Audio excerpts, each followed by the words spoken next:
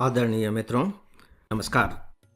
मैंने इससे पहले के एपिसोड में आप सबसे इस विषय पर बात की थी कि किस तरीके से जो हमारी आँखें हैं, वे झूठ भी बोलती हैं। हमेशा झूठ नहीं बोलती, लेकिन वे झूठ भी बोलती हैं। इसीलिए हमें अपनी आँखों पर पूरी तरह से विश्वास करके चलना नहीं चाहिए। और आप जानते हैं कि जो टाइटैनिक की दुर्घटना हुई थी, वो किस वजह से हुई थी?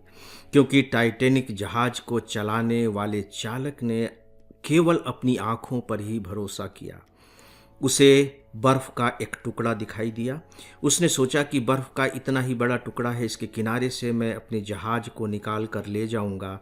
लेकिन जब वो किनारे से जहाज को ले जाने लगा, तो वो तो सही था, लेकिन वह यह नहीं समझ सका कि ये ग्लेशियर का हिस्सा है और इसका केवल 1/6 भाग ही ऊपर दिखाई देता है। शेष भाग तो पानी के अंदर रहता है, जो दिखाई नहीं देता। तो पानी के अंदर का जो बर्फ़ का हिस्सा था, टाइटैनिक से टकराया और दुनिया की ये एक बहुत ही भयावह दुर्घटना घटित हो गई। सिर्फ इसलिए क्योंकि उस चालक ने सिर्फ अपनी आँखों पर ही भरोसा किया था। मेरा विश्वास है कि मैंने जो कुछ उदाहरण दिए थे, उन सब पर आप लोगों ने थोड़ा बहुत तो विचार किया ही होगा। और यदि विचार किया होगा तो निश्चित तौर पर आपके दिल और दिमाग में थोड़ी सी स्पेस तो बनी ही होगी। थोड़ी सी स्पेस तो बनी ही होगी, कहने का मतलब है कि दूसरों के लिए, दूसरों के विचारों के लिए, और यहाँ तक कि स्वयं के विचारों पर ही फिर से विचार करने के लिए जगह तैयार हुई होगी। हमें इस जगह को और बढ़ाना है। याद रखिए कि जब हम जगह को बढ़ाते चले जाएंगे तो इसका मतलब ये नहीं कि हम अपने ही इंद्रियों पर संदेह करने लगे हैं। नॉट एट ऑल, ऐसा बिल्कुल भी नहीं है। हम इसके माध्यम से केवल सत्य तक पहुंचना चाहते हैं। 100% सत्य तक नहीं, लेकिन कम से कम वहाँ तक तो पहुँच ही जाएं कि हम अपने जीवन को बेहतर बना सकें, जीवन को बहुत अच्छे तरीके से जी सकें, जीवन में जो पाना चाहते हैं उन्हें पा सकें, उपलब्धियाँ हासिल कर सकें और एक आनंदपूर्ण जीवन की यात्रा पूरी करके अंत में इस संसार से विदा ले लें।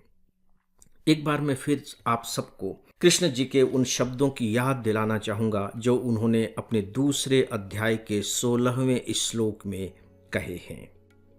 उन्होंने कहा है, असत वस्तुओं की तो सत्ता ही नहीं होती। जो नहीं है, जो असत्य है, उसकी तो सत्ता है ही नहीं। असत्य वस्तु की तो सत्ता ही नहीं होती और सत वस्तुओं का अभाव नहीं है। और जो सच है, उसकी कमी नहीं है। हर जगह वह उपलब्ध है। बस हमारे लिए चैलेंज इतना ही है कि कैसे हम अपने को असत्य में उलझने से बचा सकें और कैसे सत्य को आत्मसात कर सकें। लेकिन आत्मसात तो हम तभी कर सकेंगे जब हम उसे जानेंगे। अभी कुछ दिनों पहले 5 जनवरी को टाइम्स ऑफ इंडिया में एक इंटरव्यू छपा और यह जो इंटरव्यू है, ऑक्सफोर्ड में मैथमेटिक्स के प्रोफेसर हैं मार्क्स डू साउतो, उनका इंटरव्यू है। इस इंटरव्यू का देखिए शीर्षक क्या है।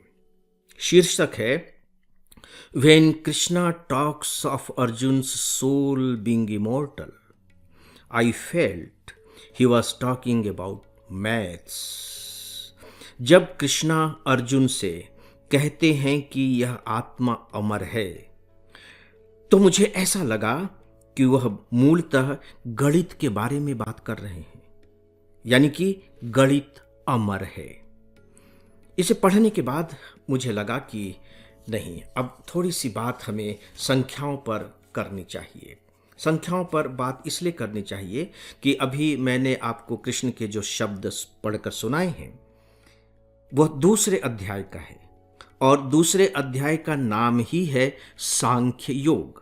सांख्य दर्शन के बारे में मैं आप सबसे बातें कर चुका हूं, क्योंकि सांख्य में जो सांख्य शब्द है उसका संबंध संख्या से ही है और कृष्ण अपनी बात की शुरुआत इस दूसरे अध्याय से ही करते हैं, सांख्य योग से करते हैं। यानी कि गीता में संख्या का बहुत ही महत्वपूर्ण स्थान है। और मैथ्स क्या है? मैथ्स संख्याओं का ही तो खेल है, संख्याओं की ही तो लय है, संख्याओं का ही तो संगीत है, जोड़ घटाव है। तो देखिए मार्कस ने कितनी खूबसूरत बात कही कि मुझे ऐसा लगा कि कृष्ण जिस आत्मा के अमर होने की बात कह रहे हैं वह दरअसल मैं ही है।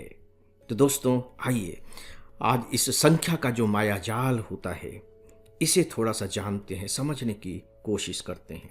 आपको बहुत मजा आएगा इस संख्या के मायाजाल को समझने में, क्योंकि हम सबका जो संकट है वो ये है कि हम सत्य को स्वीकार नहीं करते हैं क्योंकि हम उसे जानते नहीं हैं, और असत्य को स्वीकार करते हैं क्योंकि वह हमें लुभावना लगता है।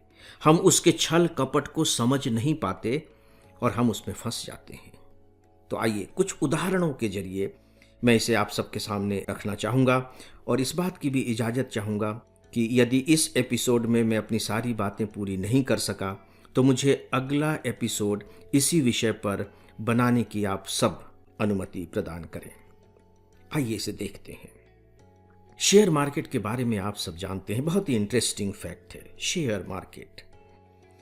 मान लीजिए कि मैंने एक शेयर खरीदा, 100 रुपए का खरीदा, क्योंकि मुझे लगा कि इसके रेट बहुत ज़्यादा बढ़ जाएंगे, और मुझे सही लगा क्योंकि मैं देखता हूं कि अगले दिन वो 105 का हो गया, फिर अगले दिन 115 का हो गया, बढ़ते बढ़ते बढ़ते बढ़ते वह शेयर एक महीने के अंदर ही 200 रुपए का हो गया। वाह क्या बात है।